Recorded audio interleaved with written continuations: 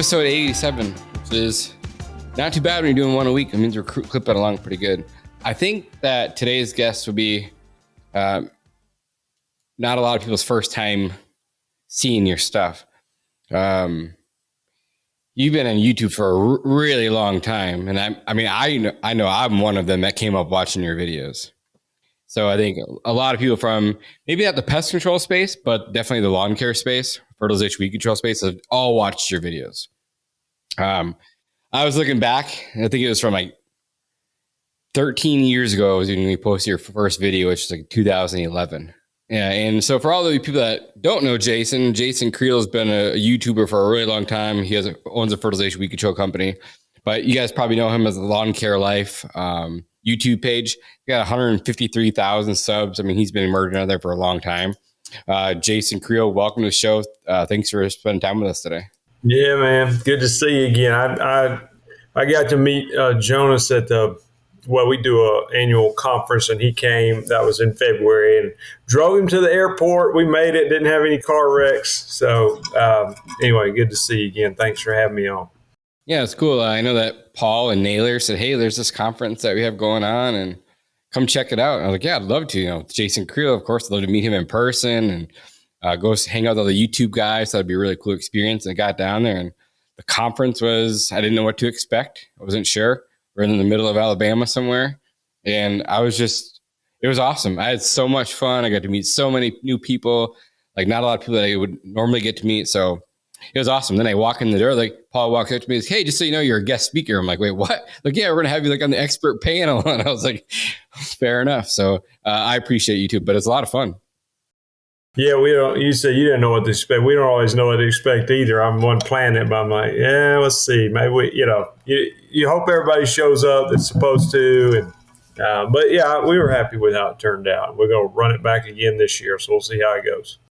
Yeah, I'm excited. And I already told Sofia, we're going to put the link in your bio for your lawncarelife.com. If anyone wants to go buy tickets and check it out, let's click on that link. And you do a lot of cool things, but let's get started and just kind of like walk us through. First question I'll ask you, Jason, is like, who were you, if you and I were sophomores, juniors in high school, who was Jason Creel in high school? Well, and I'll just be honest as far as the pros and cons here. Okay. Please don't take this as that I'm boasting or showing false humility, whatever. I just want to I shoot people straight. Okay. So I actually was a valedictorian in my high school. And so I made good grade, so I was that kid, I guess, that like, not that I'm like some genius level IQ, because that's certainly not true. But I guess I worked hard enough to make A's in school. Well, and I'm not saying I'm like a jock or anything, but I'm probably slightly more athletic than I look. I'll just put it that if that means anything to anybody. What I tell people is I'm usually pretty good at the sports that don't require a lot of athletic ability. So like my family's hardcore bowlers. I'm pretty good at cornhole, horseshoes, ping pong, things like hand-eye coordination. I got that. Now, if you're talking about, and I can, do all right at the other stuff, but if it requires running fast and jumping high, it's not something I'm naturally good at. So that was me. I mean, I just going to class, doing the thing, and of course, I guess if you make good grades, you're expected to go to college. And I did go to a small college. I didn't have a lot of inspiration as far as what I wanted to do. And my family, my parents didn't go to college. There wasn't a lot of people to give me direction. So I did go to college and graduated. But had some ups and downs after that. For sure. So out of college, graduate college, did you go to college for? Oh, yeah. I got a degree in computer information systems is what it's called.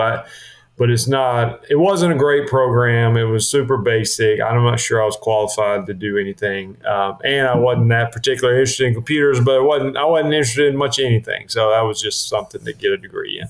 Yeah. And I'm one of those guys who like after high school went to college, then kind of got lost for a minute. I knew that I felt like I was always put on earth to do something big, but I just didn't know what to do. I didn't know how to get there. I didn't have a clue. So you're not the only one for sure. And it just happens, and maybe I didn't have a mentor that early on, and my parents were busy doing their thing. No fault to them at all. And it's just kind of me being a kid trying to figure out life. So yeah, I think we've all been through that. And then where did lawn care come in? Like, what got you interested in lawn care? Yeah. Well, here's what happened. I graduated. I had like 15 jobs probably. I mean, I don't think that's an exaggeration. They were all bad and some really bad. I was literally working for minimum wage out of college and working for minimum wage, and it was pitiful. And the guy I've told the story before, but the guy would give me my paycheck. I was working through a temp agency because I didn't know how to get a job even, and certainly didn't know how to start a business. He would give me my paycheck at the end of the week, which would be like $200 something for the week. And he'd put a Hershey candy bar in the envelope, like one of the flat Hershey bars in there. And I'm thinking, man, keep the Hershey bar and give me an extra $1 on the paycheck. That the paycheck's so pathetic. Like, I need the money, And I ended up leaving that. I quit everything. Not that I wasn't a worker. I showed up and worked, but I just had no ambition. So anyway, I kind of like you, maybe in similar, like I felt like I wanted to be a part of something bigger than just me. And at one point, I'd considered joining the military. I thought that'd be something pretty cool, And then at one point, I thought about going being a missionary, and I did go. I spent 6 months in Europe with a friend of mine and did some things like that, but I didn't see that being a long-term fit either. I didn't know that I was necessarily qualified. I'm not a pastor, and I'm not. Anyway, I just didn't see a long-term fit there, and then. So the other option was like start my own business. And so I came back. I came back from my time in Europe. I spent 6 months over there. And I thought, well, I'm going to start a business. And I just really didn't have any idea what to do. And I had bought this guy's book. It was a 3-ring binder. The guy's named Dan Miller. He used to be on the Dave Ramsey show. And he had a book called 48 Days to the Work You Love. And he had another book called 48 Days to Creative Income. There were actually 3-ring binders he would send you in the mail. And one of them would kind of teach you how to get a job, and the other one would teach you how to start a business. And it just got me kind of stirring up what I think was already there, that I have an entrepreneurial spirit. I'm always thinking I can think of a better way to do that, But I think it took that book and maybe some dead-end jobs to stir that up in me.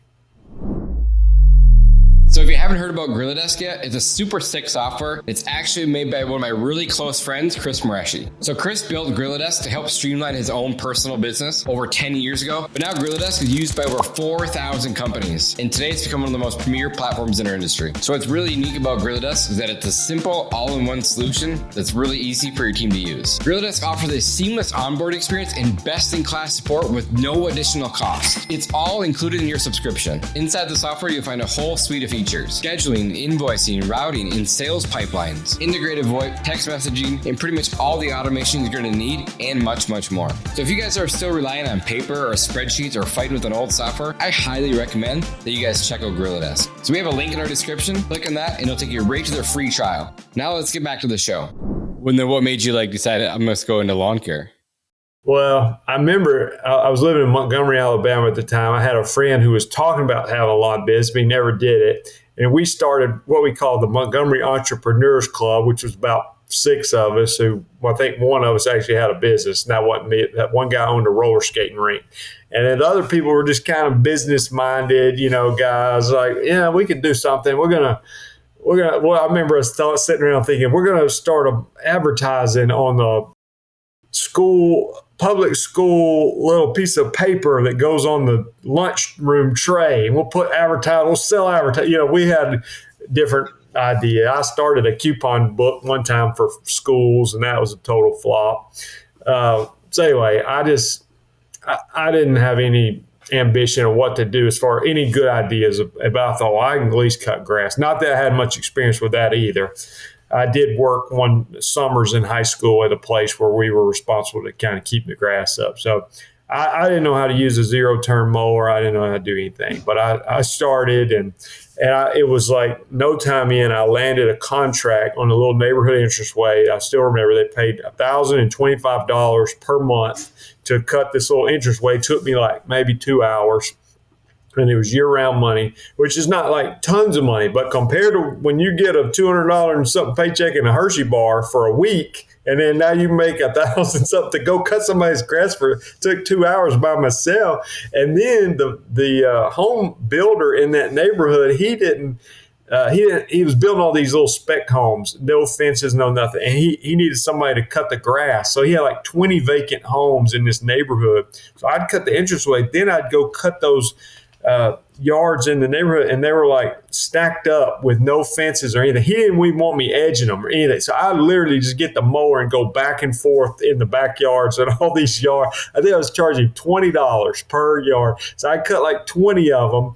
And that's $400 plus the entranceway, and be done early in the afternoon. I was like, I make more money in one day than I had, it would basically be 2 weeks worth of pay, what I was used to making. And so I guess in a way I was sort of hooked right then. It didn't all go great, but I was young. I wasn't married. I could live on very low income at that time.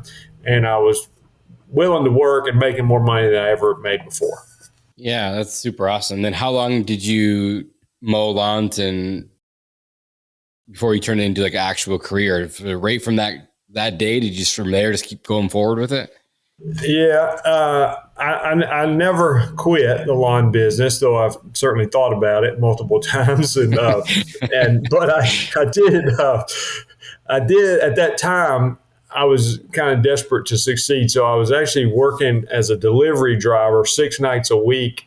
It wasn't a pizza place. It's like a steak delivery place, not a nice steak delivery, a cheap steak delivery place. So I would go work at nights, delivering 6 nights a week, making tips. I made like $12 an hour in tips, basically. And then I was mowing during the day. And then I had a friend that was mowing, and I would go work for him 1 or 2 days a week. Just running the string trimmer while he mowed until I got myself established. I think, and then the second year, I was able to buy out a guy. He was selling a few lawnmowers. He was basically getting out of the business. He said he was going to dental school. To this day, I'm not sure I believe that, but that's what he was telling all his customers. And so he's like, hey, if you'll buy 2 of my mowers, I'll give you a bunch of these customers, including some pretty good commercial accounts at that time that were year round. So I did that. I bought him out. Oh, no, all I did was buy his 2 mowers. I turned around, sold one of them, kept one, and he gave me some pretty good accounts. And so I guess that sort of launched me like full time, where I didn't have to like work at night. I didn't have to work for my friend anymore. Now, year 2, I'm full time, got it, making it, and then year 3, end up hiring people, and so it grew from there. And then, what year do you start doing fertilization weed control? So again, I was in Montgomery at the time, year 5, just to bring the story full circle here. I got frustrated with the business a little bit. I took a full-time job. Actually, the only time I basically used my computer degree. I got a degree working for the government, the state government, with capital of Alabama's Montgomery. So I got a state job in downtown Montgomery, one of those big buildings. But I kept my lawn business. So I had a crew running the business. I go take a job doing computer stuff, bored off my rocker. I mean, literally did virtually nothing for a year. I stayed for a year and did not. I mean, weeks would go by and I didn't do a thing. When I say I did nothing, I mean I did virtually nothing. Okay, so that was not a good fit for me because I'm not that kind of person. So I stayed there for a year. During that year, somebody approached me about buying my lawn business, so I sold it. I kept just a very small portion of it in a little town. So I'm working, sell my business. Kept a little bit of it, then got mad at the job after a year and quit. And so I kept running the other small bit of lawn business I had left, tried to start a coupon book business. That failed. And 2 more years go by, and we decided we're going to relocate my family back to kind of closer to where I grew up, which was 2 hours away from where we were. So now I'm north of Birmingham. And so you can't take it with you. So I sold the rest of my lawn business. Again, basically blew what I had sold my first lawn business for, blew it on the coupon book, and just the coupon book, I didn't lose tons of money, but I basically wasted a year. Like opportunity cost, yeah. Yeah, so you kind of just eat up a lot of your money and then move. And when we moved, I started my third lawn business, which is what I run now. I call it Alabama Lawn Pros. And at the time I said, I'm going to get a weed control, and I don't know that I necessarily understood that it was like more money or a better opportunity. I just think part of me, I just want to do something different. But I kept mowing grass too. When I moved, I kind of went the same plan. I mowed grass. I found a local guy. I started working with him one day a week. I didn't deliver at night, thankfully, but worked with that guy one day a week. Started mowing, started spraying, and quickly figured out that I like to spray it better. So after maybe 2 years, I dropped the mowing. I had like 20 something mowing accounts just to kind of make it. I gave them to a guy who was starting up, in exchange that he would cut my grass for a year because I sold my lawnmower. So he cut my grass. I gave him 20 something accounts, and I went full time spraying. That's awesome. And then at what point do you pick up your camera and say, "Hey, I'm going to try out this YouTube thing"? How did you find YouTube back then? Like, walk us through that. Like, this very interesting to me. So I was in Montgomery. I think this was, I'm trying to think. I'm pretty sure I'd already sold the first business, if I believe. Maybe toward the end of selling the first business and before I started the second one. I don't know the exact date. Actually, yeah, I probably started on YouTube 2011. I sold the first business in 2012. So toward the end of the first business. And I had a friend who was a real estate agent. He sells lake properties. He still sells them to this day. And he told me, he said, "Hey, Jason, I get almost all of my leads as a real estate agent off the internet." And I had always been a little bit fascinated with the internet and just thinking like, people make money on the internet. I don't know how they do it, but I know they do it. And I was like kind of determined, like, one day I'm going to make some money on the internet. So he says, "Hey, I've got a camera. You can borrow my camera." And at the time, I don't think this is true anymore. He said, just get out there and make 10 videos that are bad. He's basically saying quantity over quality at the time. So just start making videos and put them up. And I did. And I think there was some truth to that at the time because there was such little competition. Now it's so competitive. Like, it definitely, you got to have quality over quantity. Back then there was supply and demand, right? Yeah, I wasn't like the first lawn care guy on YouTube, but I guess I was toward the beginning of the thing. But I wasn't doing it trying to like make money on YouTube. It was years before I even knew that AdSense existed on YouTube and then that you could turn it on. So I just did it because he was telling me that you can grow your business through SEO basically. So I was just thinking YouTube is a way that I will get more leads for my local lawn bid, which has paid off a little bit, but obviously now it's transformed into something different. Yeah. And so early on when you started posting your first videos, were you getting like thousands of views or was it hundreds? What were the first 10 videos like? Because you're an early adopter. So was the algorithm just sending you all these people right out of the gate? I don't think it was doing great, to be honest. I don't know that I even looked at analytics or no. I mean, surely I saw the view. To answer your question, I just don't remember. But I do remember one of the first video I posted on there, I believe. And it was something like, how much money can you make in a lawn care business? But the problem is, like, I would make like 2-minute videos, which is not exactly ideal. So I had this video. I'm literally sitting at a picnic table in my backyard. How much money you make in a lawn care business? I don't think I edited them for nothing. And so I don't even remember what I said, but it's still on YouTube. You can go watch it now. But so that was the kind of the videos. If you go look at them, yeah, they may have 10,000 views or something just because they've been on there so long. But I don't think it exactly blew up. And there may be two sides of that. There may be like the videos were so bad that who cares? And then maybe people weren't necessarily going to YouTube for information like they do today as much. Yeah, real quick, because you brought up AdSense. Can you explain what AdSense is to listeners that don't know?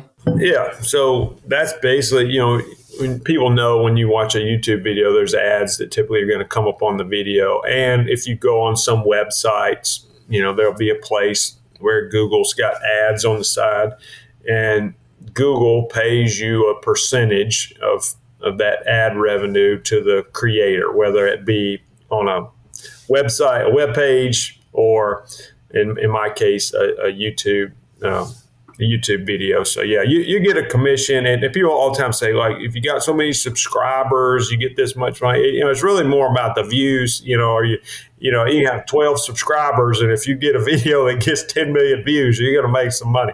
Vice versa, I've got 150,000 subscribers, but if my video gets 300 views, you'll make pennies off of that, next to nothing. Right. So how many videos and when did the YouTube start taking off? And how long had you been doing it for?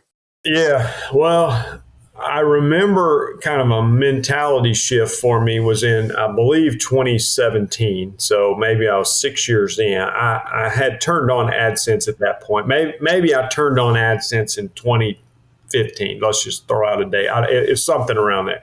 And we turned on, making like nothing. I mean, probably less than $100 a month. But I thought, wow, hey, that's like free money. I mean, they just give me money. I was already doing videos. In 2017, and I'm can be fairly frugal. Well, I say that I didn't have any money to spend on anything. So people think I'm more frugal than I am. I said, I'm not frugal. I just don't have any money. You call it what you want. I was like, you can't buy something.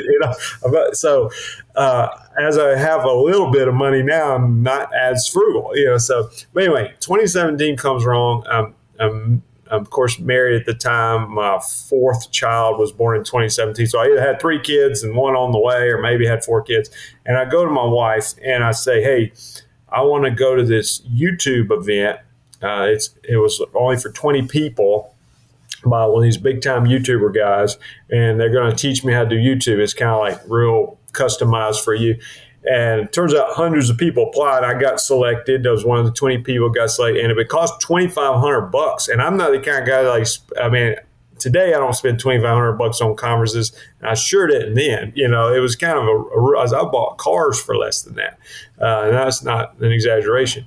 And so she's like, nah, we need to do it. I was like, because I've just been messing with this YouTube for so long, and I'm not making much of nothing off of it. At the time, I think I had 17,000 subscribers. So I go to this event, 2-day event. I don't even like events, really. I'm not that extroverted. And I learned some things for sure. But I think more than anything, it's kind of like, when you spend some money on it, and it just kind of made me get serious, almost like hiring a personal trainer. Like, all right, I'm spending money. I guess I got to go to the gym. So I spent money. I went to this thing, and it got me refocused, and definitely taught me some strategies too. But I guess at that point, it switched a little bit. I was already selling courses or selling, maybe I was selling an ebook. I started selling like a $9 ebook or something. But anyway, I think I opened my eyes to see the potential of it. Yeah, that's super awesome.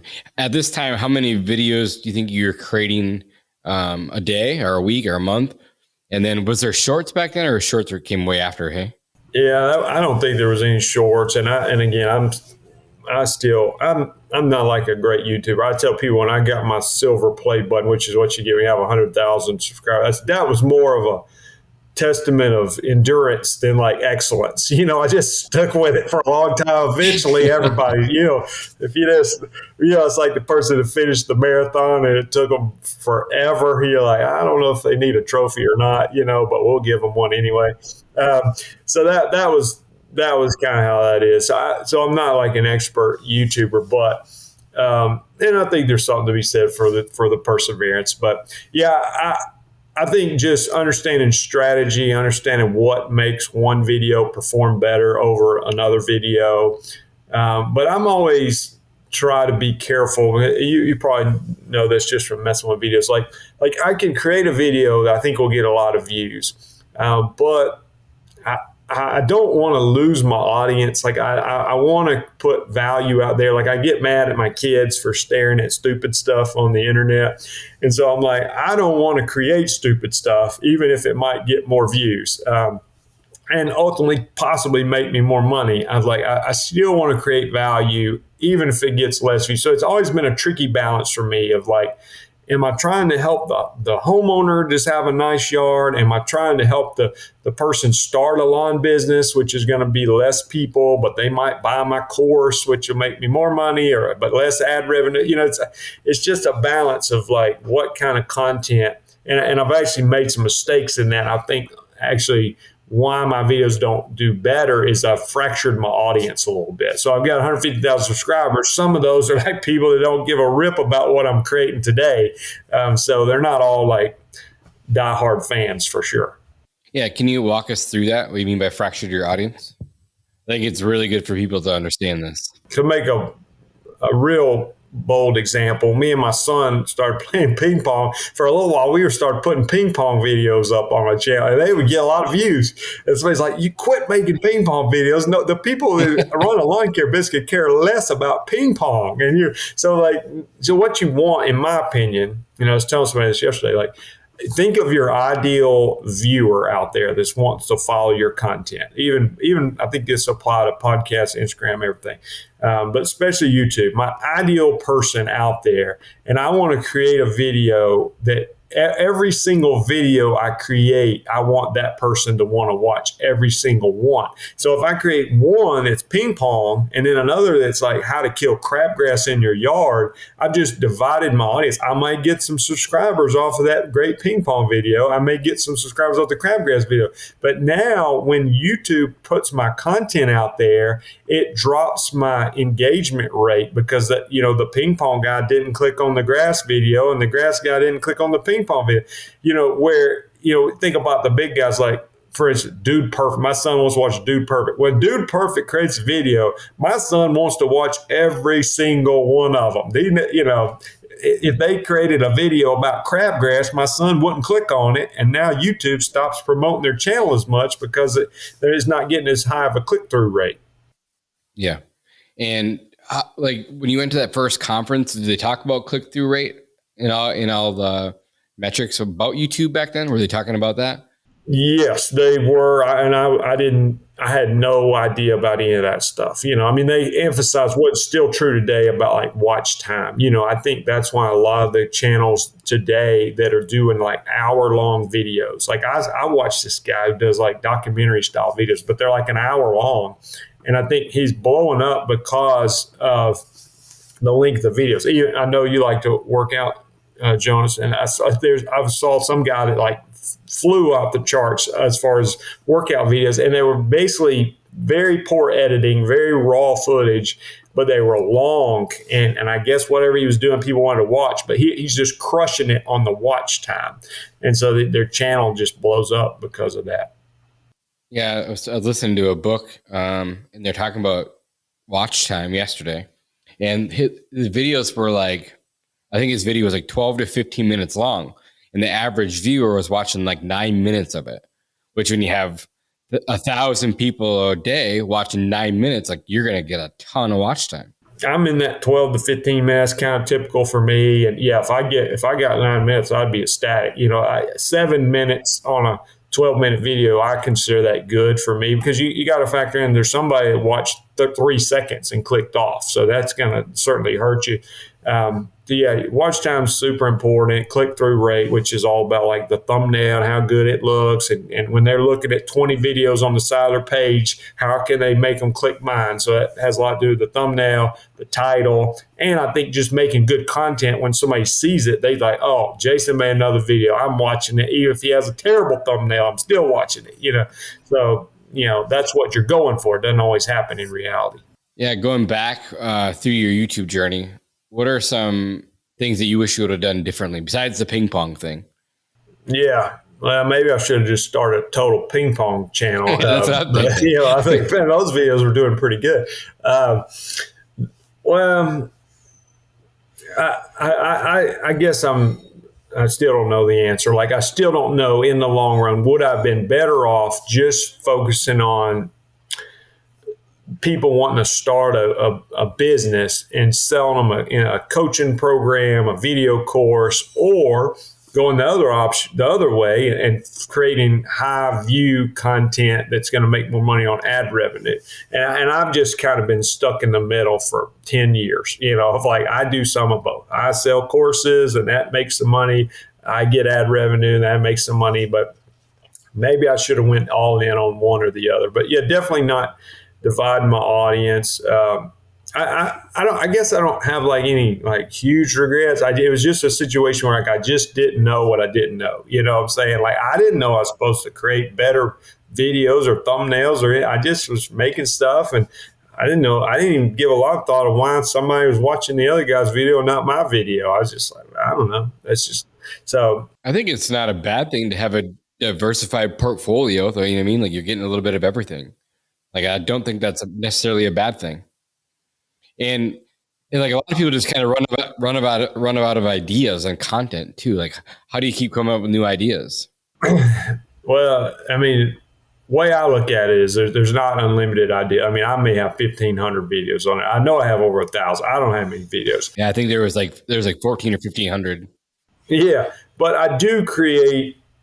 Like this week, I'll probably upload a crabgrass video. Well, I upload a crabgrass video just about every year. I mean, maybe multiple every year. Because the way I look at it is, it's not like, to use Dude Perfect again as an example. I mean, they could upload a trick shot video tomorrow and it would get millions of views, even though they've done trick shot videos before. It could be very similar. But I look at it as like people. There's new subscribers all the time. People that didn't watch the last one will see this one. It's not like my content's so huge that if I duplicate it, somebody's going to be like, you created that last year. Yeah, they probably forgot I created it last year, and there's new audience that didn't see last year. So yeah, there's a sense in where you are creating things that were successful in the past, with a variation. I don't want to just totally duplicate what I've already done. Last year I tested out 3 products on crabgrass. I want to see which one killed it first or the best. This year I might try out 3 other products and see which one works best. And then I might do it again but change the title and said, I killed crabgrass in 48 hours, and so there's some of that. But, today I got out and filmed a video on 10 reasons your lawn may be brown, and if I had a great thumbnail, I think somebody would watch that. And because it's hot and dry in the South right now, people's yards are brown. My customers are texting me pictures of their yard. Why is my yard brown? So a lot of it, I guess, comes from my own experience in business. If you went and did a big pest job and you thought, man, I bet other people have this problem. Let me make a video about this. Right. Do you do a lot of product reviews? And then if so, do you reach out to those suppliers, say, hey, will you give me X percentage on this thing? Or you just do it just to make the video? I don't do a lot. I have done some, and usually I don't know how it works out for either side, to do a product review.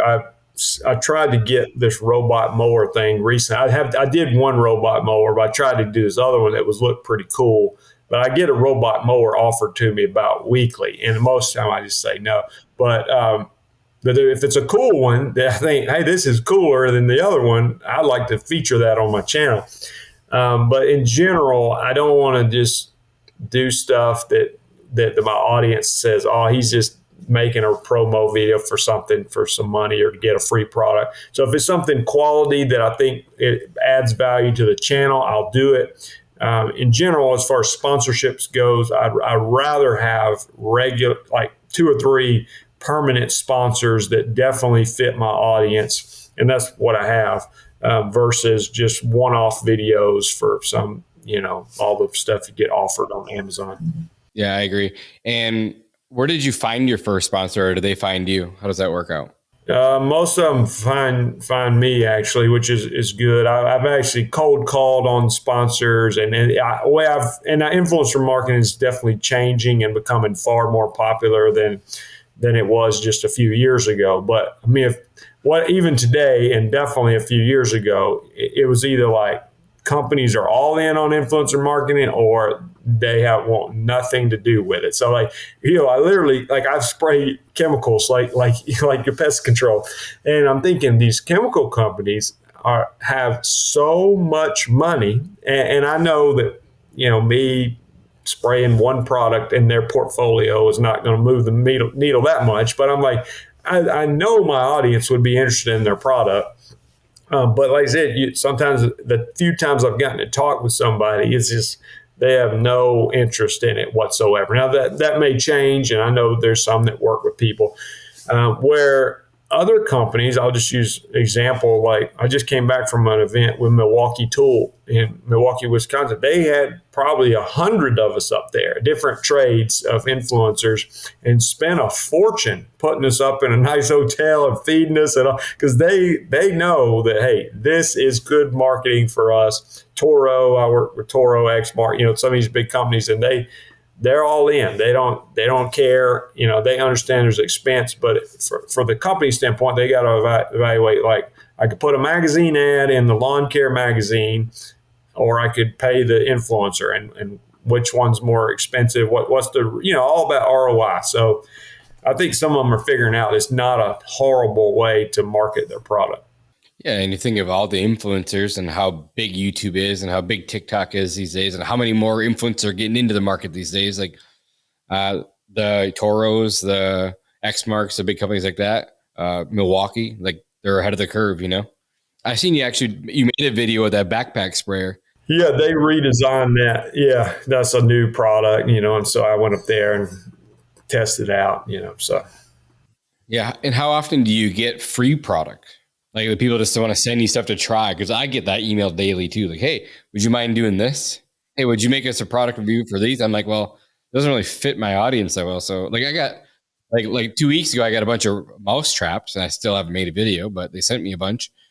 Yeah, somebody offered me an e-bicycle, an electric bicycle the other day, and said, can you put this on your YouTube channel? I was like, no, I'm not going to put that on my YouTube channel, man. I don't ride a bicycle to work. If you send me some ping pong balls, now we're talking. Yeah, that's right. So, you get all the little stuff from Amazon. I just say I don't respond to that hardly ever, unless it's something that sure enough relates. But I've gotten a couple zero-turn mowers, a couple ride-on spreader sprayers that are nice things. Again, I don't want to just get something, even if it's nice, that's not a fit for my audience, and that I wouldn't use in my own business. You know what I'm saying? Like the two permanent sponsors I have now, both of them, I was using their product or service before they became a sponsor. So one of them is Graham Spray Equipment. They make the big spray tank on the back of my truck.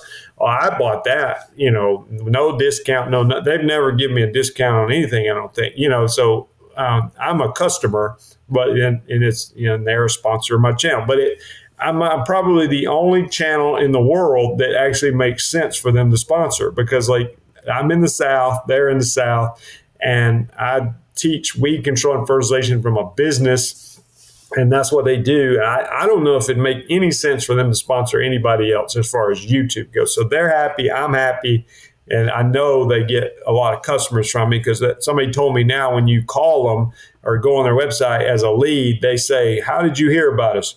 Google or Jason Creel. And that was basically, I think those are your options, or maybe like a magazine ad or something. Yeah, that's super awesome.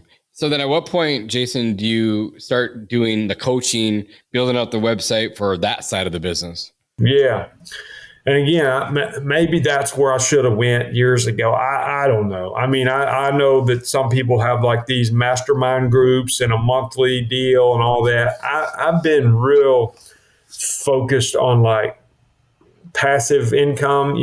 Somebody called me yesterday and said, I might get do a coaching call with you. I said, man, you can if you want to, I'll do it. I said, I'll be honest, if I never sold another coaching call ever, that'd be fine with me too. I've got 4 kids and YouTube, and I still am active in my business to, some degree, 50% of the time. So I'm not like looking for stuff to do. And to me, honestly, it's become more about like quality of life and trying to enjoy what I do. Could I make money starting a coaching group where on Tuesday nights I get on there and we do a coaching? Yes, but I don't. I have something to do almost every single night of the week with my children's sports and all that. So I don't want to do that, even if it makes money. So yeah, I started selling the courses and all that, I don't know, 5-6 years ago when I got bigger into that. But for me, and I have done the groups where we meet together for 6 weeks, 8 weeks, 10 weeks, whatever it is. But I've pretty much gotten away from that. And I sell a course. There's little involvement for me. I'm there if they need to ask questions, but I don't want to be hands-on, not because I don't think I could help somebody. It's just more of a personal choice for me. For sure. Yeah, absolutely. And then, so what do your courses actually teach you online? Yeah, the main thing I promote now is my Weed Control and Fertilization Academy, because there's so many guys mowing grass. I have courses for mowing grass, but like if you are my ideal customer is somebody who lived where warm season grass is, like in the South, and they've been mowing grass for 5 years and they want to make the jump into weed control and fertilization. And if that's that person right there just doesn't know what to start, has been in the lawn business, and so they need help knowing how to get going in weed control. And so they buy my Weed Control and Fertilization Academy, and that tells them what they need to know to get going. That's super awesome. Did you have someone to help you with that, or is this something that you created yourself?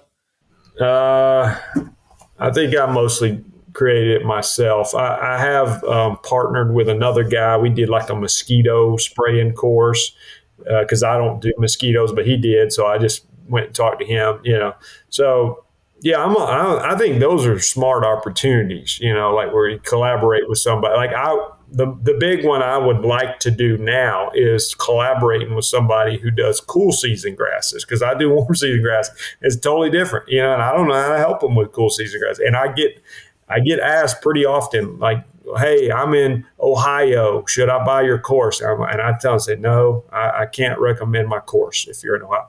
But if I partnered with somebody, some of the content obviously would be relevant to both. But when it comes to specific stuff for that grass type or those weeds, I would need to collaborate with somebody. So you plan on building up more courses, I'm assuming, in the next few years, right?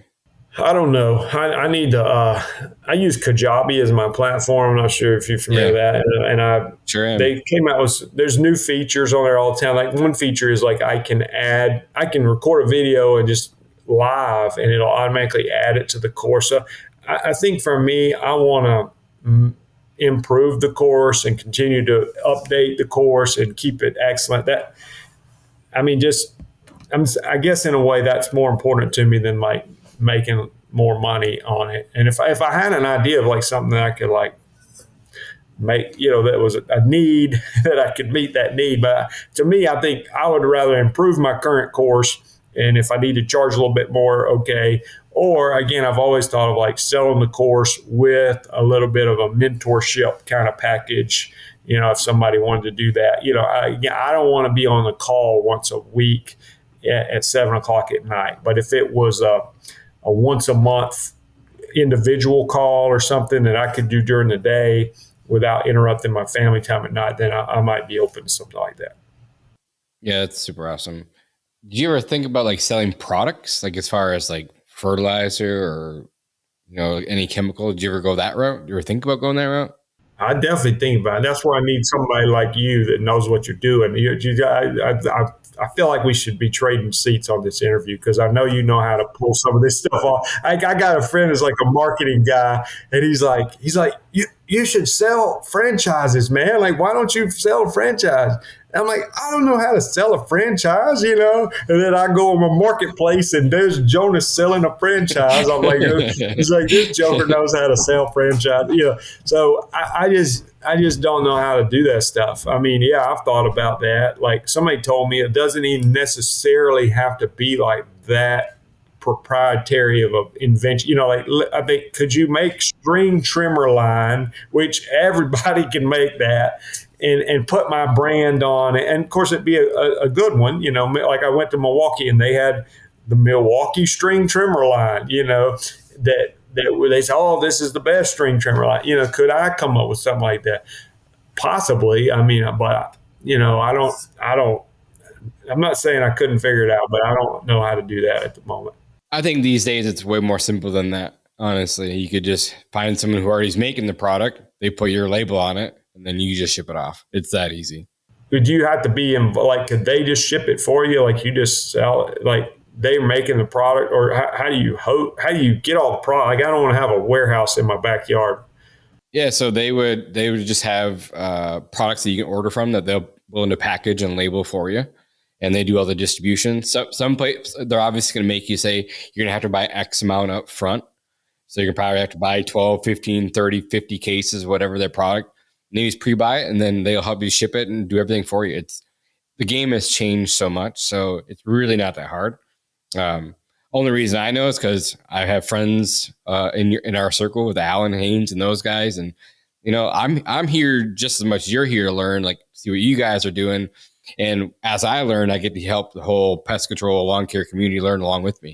Yeah. So, although you said like we should be trading seats, but really I'm just here to learn what you've done, mistakes you've made, what's worked really good, your YouTube strategies, what your future looks like. So that way I can like, okay, well, this is kind of what I'm thinking. This is what I'm doing. And the listeners just get to hear us talk. You know what I mean?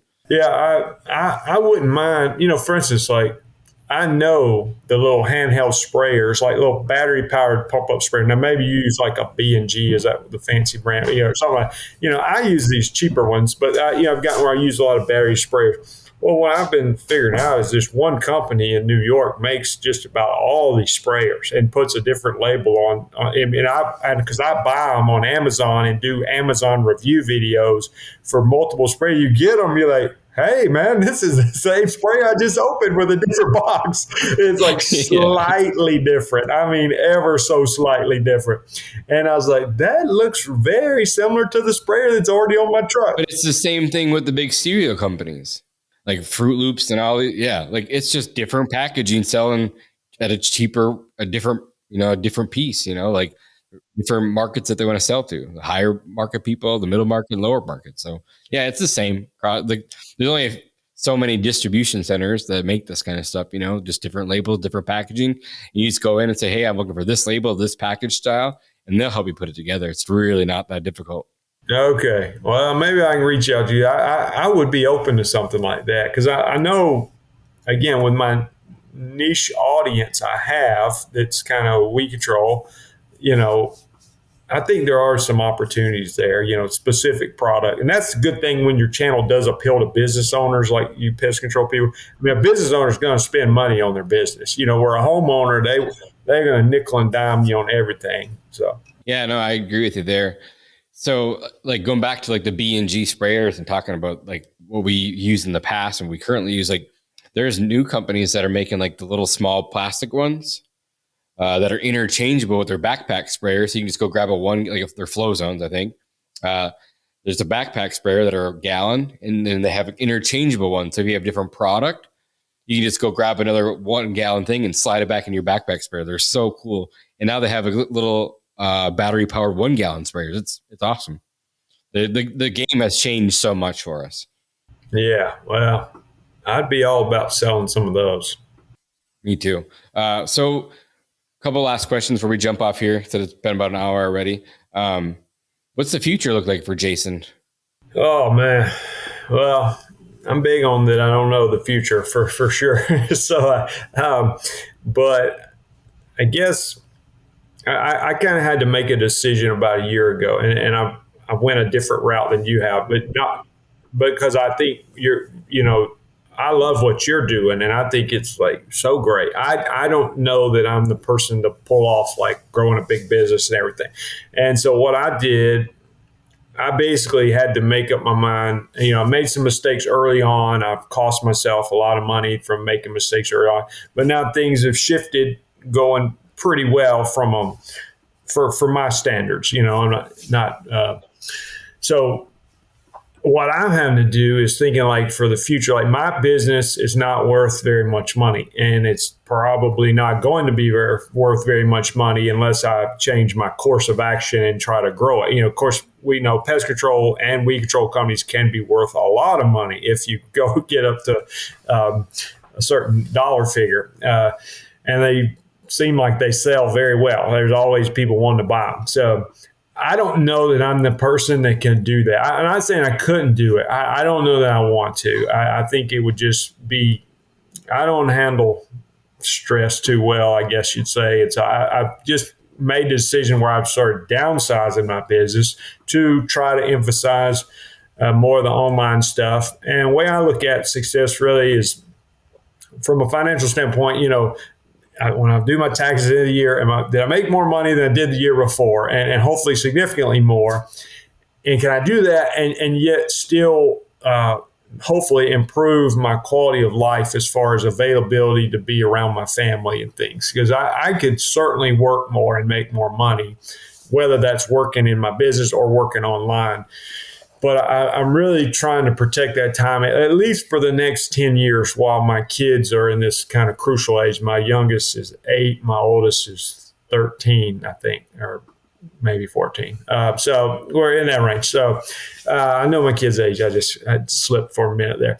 But so anyway, for me, I've become very aggressive in trying to make the money and then save for the future with investments. And I listen to these guys that are into passive income podcasts and things. They kind of I invest a lot in the stock market, but they're also this particular website I listen to a podcast called Wealth Without Wall Street. So they're the whole idea of how to make money outside of the stock market. And I'm open to those ideas as well. But the point being is, I'm trying to keep my balance, work-life balance, trying to not just say, I'm going to make millions of dollars and one day I'll enjoy that. I'm trying to enjoy what I'm doing now, not just hate, I just got to go to work again, and be flexible and be a dad and be a husband and be involved in things I like to be involved in.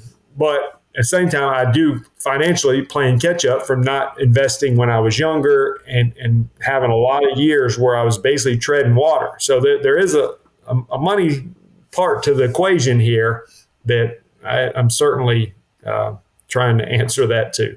Well, you're knocking it out of the park on YouTube, so just keep doing what you're doing. And you probably don't realize it. Maybe you do, how much of an impact you've made on so many people's lives in the lawn care world. You were there from day one helping them out. You don't even know. Yeah, people say stuff like that. And I think, I think back to the guy who helped me get started in my lawn biz, two different people actually. And I think, it's not an understatement to say they changed my life in some ways, they really did and helped me. I guess if in some ways virtually doing that for somebody else, it does mean a lot to them. So. And it's the same thing with Jonathan and the Lawn Care Millionaire YouTube channel. That changed my life so much. He impacted my life more than he'll ever know, along with hundreds of other people. And that's what this whole podcast is about. I'm not the Pest Control Millionaire. This is just the Pest Control Millionaire podcast.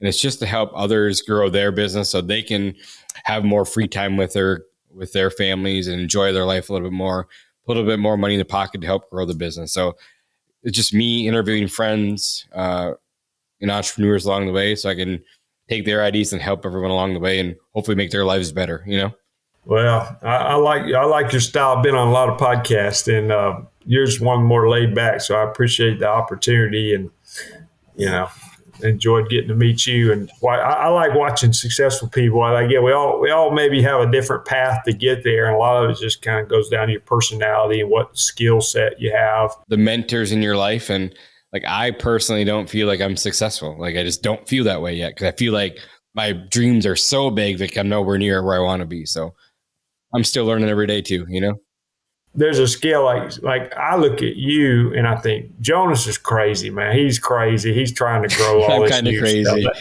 That guy's totally crazy. But then there's people that think I'm crazy because I don't have an 8-to-5 job with a pension plan. They think, oh, Jason's crazy. It depends on where you are on the scale because anybody that has their own business is crazy. And I said, no, I'm not crazy. Jonas is crazy, man. He's the one that's I don't know why I do it to myself sometimes. I do. Yeah, it's been a fun journey. And like I said, I feel like we're just getting started. So, but yeah, man, Jason, thanks for taking the time with us today. You're super cool. Awesome dude. You've changed the industry a lot. And I appreciate everything that you do. All right, man. Look forward to seeing you again sometime. Yes, sir. Hey guys, thanks for listening to another episode of Pest Control Millionaire. We don't charge any money for the show, obviously, but the podcast isn't free. You can pay for the podcast by sharing it with your friends and your family. So please like and subscribe and give us a 5-star review on your favorite podcast app. These things make a huge difference for us. If you have any specific questions you want answered about the business or your life by me or my guest, send an email to info@pestcontrolmillionaire.com. And if you want to get in touch with me about any personal business coaching, check out our website at www.pestcontrolmillionaire.com. Thanks again for listening, and I'll see you guys again on the next one.